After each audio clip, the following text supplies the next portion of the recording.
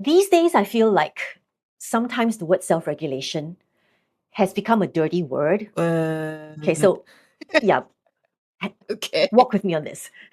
We've got new compassionate tools, but sometimes it feels like we're still using them with the old impatient mindset. We've just swapped out like one form of judgment for another. So we've turned getting regulated into a performance metric, right? Are you following me? It's I like, think I need a little bit of example because to me it's a good.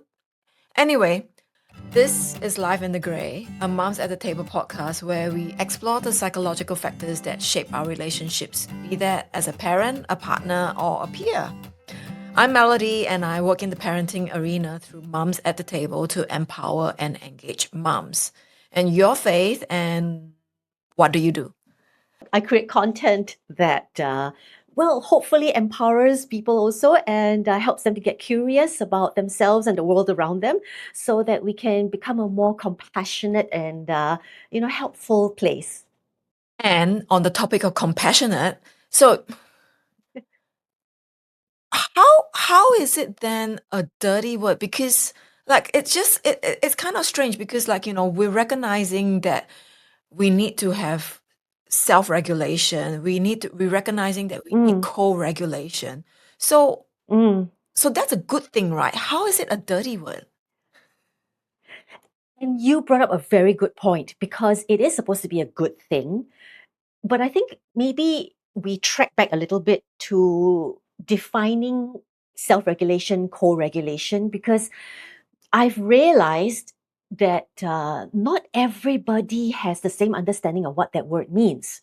There's the what I call the dirty word version, right? Okay. Where self regulation is about control.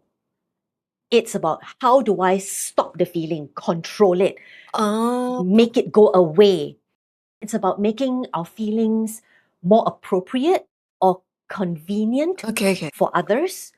And then there's the self-regulation that you and I tend to use, right? And it's the science-backed version, the one that we're trying to practice. Yep. And there's a difference because it's not about control, it's about capacity. Expanding the capacity to be with the feeling, um, to be with the anger, the grief, the panic, without being completely swept away, hijacked, maybe even like needing to numb it. Yeah, and it's just about having to be able to have that feelings, to be able to hold those feelings, but still be able to, I guess, cope and function, healthily without injury to, yourself or someone else, and in a socially acceptable form, I suppose. Mm. But yeah, it's And interesting. So what you're saying is that there seems to be instances out there. And I suppose I can fall guilty about it as well. Like, yeah, where I guess maybe what we're trying to say is that we're giving it a timeline. So it's like, okay, so I've recognized your feeling. I know how you're feeling. So now it's time to stop it. Is that what you're saying? yes, exactly. Where we say, hey, I've done the thing where I've named your, like you said, I validated it, I've named it, I've given you space for it. So why aren't you fixed? Why are you still feeling upset? Why are you still feeling angry? You should be done with it right now. The anger should feel seen, and so once it's seen, it should be done with, right? It should go back into the background and you know not be controlling you to a certain extent. Oh, Yeah. And then we get frustrated. yes. And you know what? To a Mm. certain extent, right? Like I agree in the compassionate definition of self-regulation, right? But now that we're talking about this, I'm like, I've been guilty of the other one as well, particularly not so much with myself. Maybe I'm kinder to myself, but it's more towards like I'm thinking about my experiences with my son, right? And he gets upset, he gets angry, he gets whatever it is. And so I'm like, okay, you're frustrated, you're this, you're that. I do know that occasionally, and I know it's not great, but I have to admit that I do know that occasionally I go, well, yes, you're frustrated, but let's move on. If someone is an acquaintance, I will probably have a lot more capacity to say, hey, this, you feel you and I can be here for you, but it doesn't really affect me because I can go home. But it's completely different if you are my home. And then now how you're feeling is affecting everything about me too. And that's why it's complicated, which is why I wanted to talk about it, because I struggle with it too. I struggle with the balance between the outcome that I want and hope and wish for this person, that is also very connected to me, to stay in these difficult, uncomfortable emotions, because then I am also feeling these difficult, uncomfortable emotions. You know what? You just hit the nail on the head, because this is actually exactly what I've been thinking when you're saying all this, right?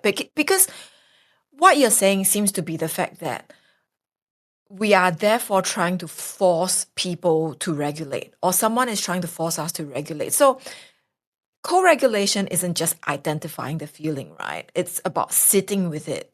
But they've missed the sitting with it step. And the reason why they missed the sitting with it step is because they are uncomfortable. I mean, okay, the this is a generalization and this is an assumption. It may not be entirely true, but this is my theory, okay? When they are uncomfortable with sitting with the feeling, for you, it's not because they want you to move on to a better place. Yes, that is true. But the main reason for it, I reckon, is also because they are uncomfortable with the feelings themselves. So whatever it is, whatever this regulation that you are experiencing is actually triggering them. And the reason why it's triggering them is because they haven't learned to hold those feelings themselves.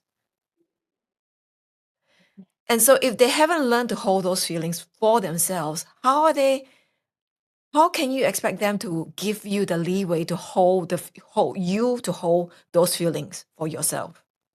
We learn to be safe in our emotions by first feeling safe with someone else while we're emotional, right?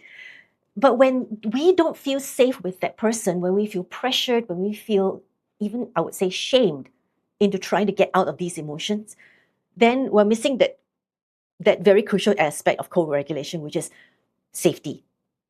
So then it's not co-regulation anymore. Yeah. It's not. And It's just something else. the problem is, right, that society as a whole, we are very time-based, correct? I mean, people are getting busier than before. We all have different schedules to adhere to. And so everything needs to run on a certain time. The problem with feelings Mm. is that they don't have a proper timeline. Oh, no, they And don't. because of that, because feelings, I mean, the thing is, and the reality is, okay, the duration is different for different people for certain feelings. But the reality is that even if it's the same feeling, it can still be different for the same person.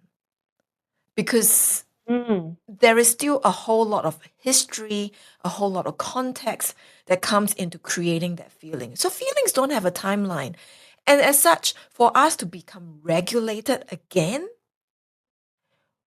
there is no timeline for that. And that, I think, frustrates a lot of people. Frustrates me because I've got things to do. I've got dishes to do. I've got laundry to wash. I've got people to see. What I've learned is that if I am outcome driven, then I have to question my outcome. What is the outcome that I want here? Is the outcome for them to stop feeling this way? Or is the outcome for me to just say, I can be present because that's all I can control? But yet at the same time, though, there is this other thing, right? Because, when people get upset, get sad, get depressed, whatever it is, people can spiral. And so if you are there and you're just recognizing, yes, this is frustrating for you. Yes, you are sad. Yes, this is a bad situation. Yes, yes, yes. Are you then helping them, causing them to spiral further? Like, when do you step in and go, hey, it's time to pick yourself up. It's time to, move on. Like it's difficult to recognize, right? We often conflate emotions with behavior.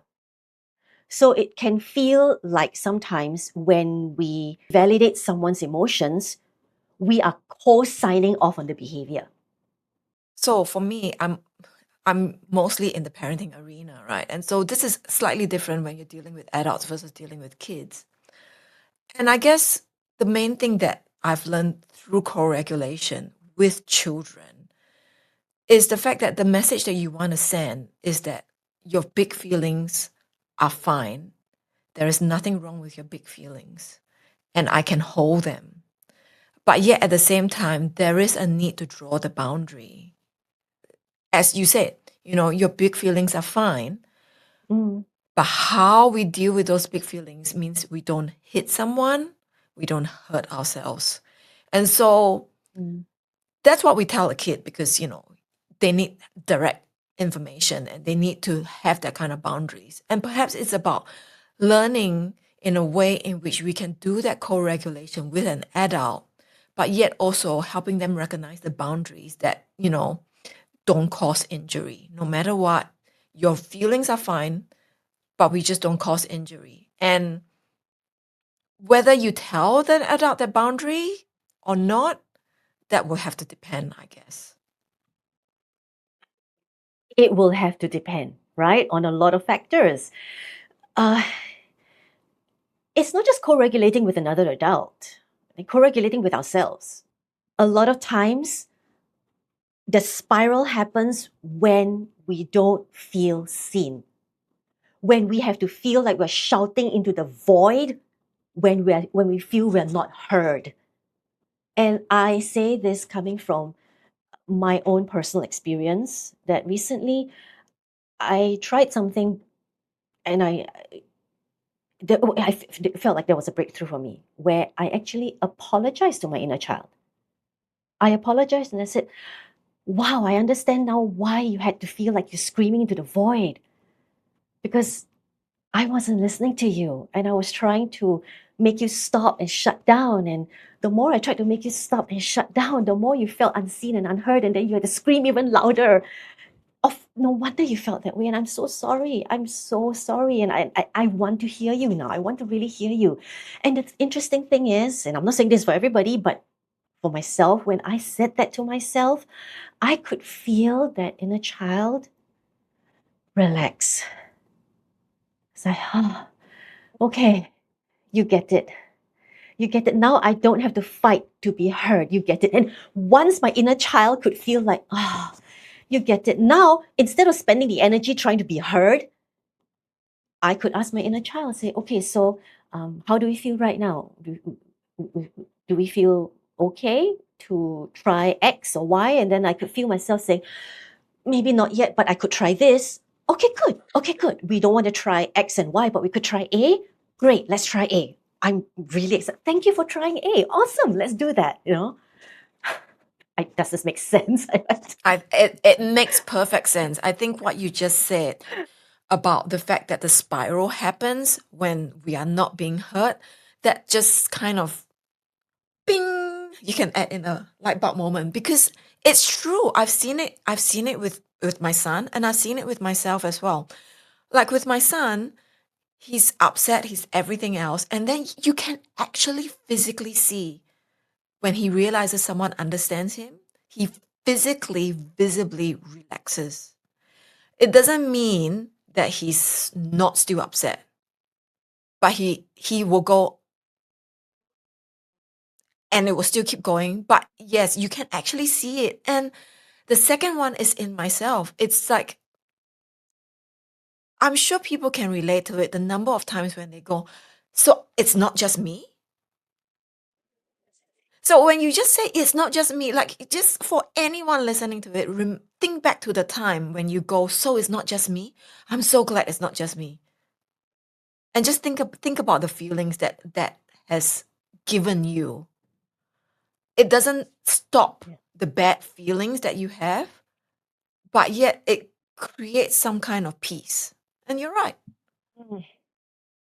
And the goal, I think, isn't about never feeling the quote unquote mad, bad, sad feelings and only feeling glad feelings. But like we said earlier, it's just the goal is to be able to find the space, make the space for us to be able to have the capacity to embrace the spectrum of lived feelings, right? We're alive and we are going to have a whole spectrum of feelings. Let's find the capacity, expand our capacity to be able to hold space for both. You just shared with me a very interesting talk that I watched online, and I loved how the speaker said, we hold space for the hope and the hurt, the promise and the pain, the grief and the gratitude. And sometimes these two ends of the quote unquote spectrum, they happen at the same time. I can feel very upset and it's so unfair, and also still say, you know, I know why they did that. I can see why they did that. It's still not right, but I can still see why they did that, and I can hold space for both. And I can say, and that suddenly, when I can have the capacity to do that, when I tapped into the capacity to do that, I found myself coming out of a flooded state. I like to use the word flooded, like when I'm overwhelmed, so boom, everything is on me, right? I found a way to swim out of there a lot easier. You know, it's just, or if not easier, at least quicker. And for me, it's really recognizing also that capacity is not the same as capability, because we are all capable of compassion, of understanding, but also not always having the capacity to. And when I can give that to myself, and when I can say, oh, I know I'm capable of being kinder, of being more understanding, but today I lack the capacity to, and so I messed up. But I'm still capable of it. So let's see what I can do about expanding the capacity so that I can have repair, right? I suddenly find myself being able to extend that to other people, you know, and say, oh, maybe it wasn't about their incapability, but their incapacity. Maybe they had a bad day today, right? Rather than turning it into something that's like about their personality, they're a impatient person. It's like, oh, maybe today they really had too much on their plate. So, hey, let's move on, you know?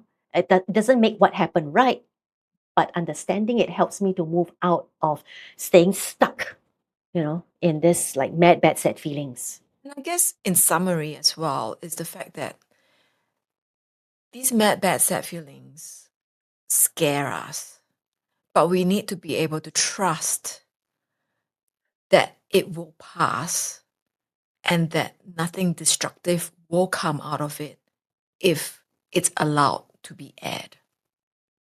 Even if the feelings that I feel sometimes will lead me to make poor decisions, it also means that there is opportunity, hopefully, for repair. Did any of this hit home with you? Or maybe some parts of it was like, oh, they are totally off the mark. I need to let them know. Well, you know what? Let us know. Let us know. You can find us on our socials at Mums at the Table, or through email at hello@mumsattethetable.com. Thank you so much for listening, and we'll see you next month. Hey, this is Faye. And I'm Melody. We have a free digital 5-day self-compassion challenge just for you. If you like a copy, simply comment with the word LIFE now. That's LIFE.